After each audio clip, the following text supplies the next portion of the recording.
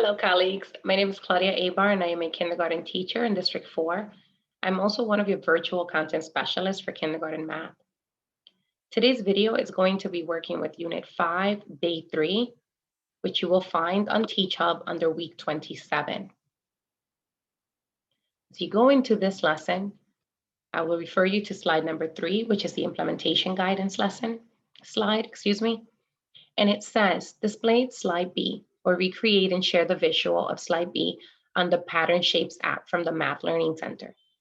We will be using this app for the lesson and for also some of the other lessons this week. So let's get into this. You will first find access to the app by clicking on this QR code or by copying this web address here. You will also definitely find it by highlighting and clicking on this app here, and it will bring you straight here. The hyperlink is embedded inside of the lessons always. Once you open this app, and let's go back into the lesson so that you can see what the example looks like. It looks like this. This will be your introduction or launch slide. We wanted to give you a chance to create one of your own. And to do so, we wanted to show you some of the features of the app.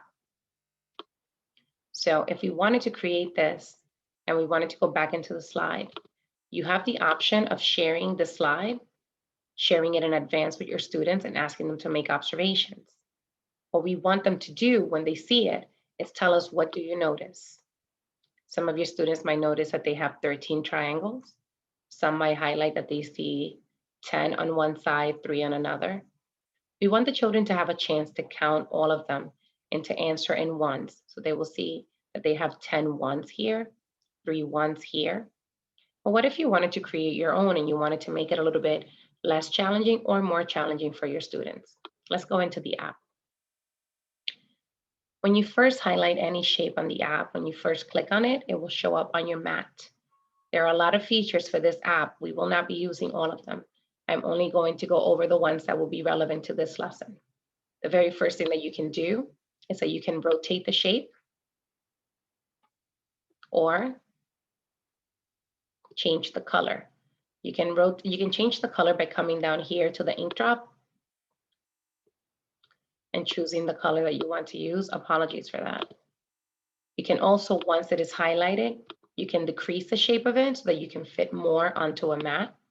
So let's go ahead and do that. Let's go back to the original color, which is the one that my students are particularly comfortable with. And let's say that you wanted to duplicate without having to add them one by one. While it is highlighted, you can come here to this other icon and you can duplicate the shapes. I will quickly do this and I will give you an example similar to the launch slide so that you can then share with your students ahead of time. And in doing so, giving them the option to practice, and ultimately you will also be giving them the option of sharing their screen.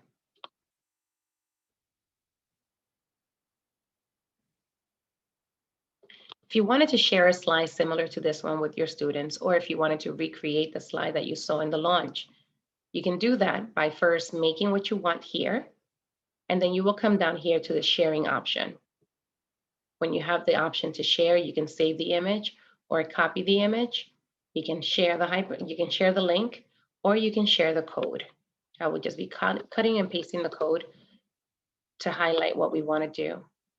I will now go back to the start and I will clear all.